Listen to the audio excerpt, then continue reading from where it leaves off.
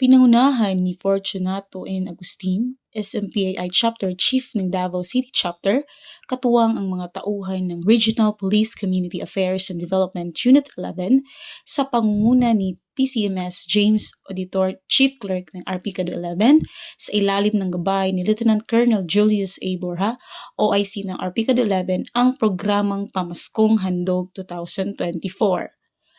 Ang naturang Christmas Community Outreach Program ay naglalayong maghatid ng saya, suporta at malasakit sa mga nangangailangan ngayong Kapaskuhan. Sa nasabing Christmas party, ang SMPAI at RPCADO 11 ay nagbigay ng basking para sa live na musika, masasayang laro, aliwan, entertainment, pagkain at mga regalo para sa bawat benepisyaryo. Nakatanggap ang 52 na mga matatanda mula sa Home for the Aged at 58 batang babae mula sa Bahay Tanggupan.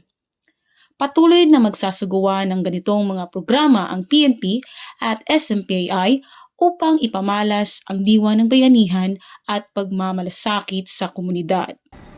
Mula rito sa Custodian, Home for the Aged, Davao City, ako ang inyong PNN correspondent, Patrolwoman Sarah Vem Batamalaki, alagad ng batas, tagataguyod ng Balitang Pulis.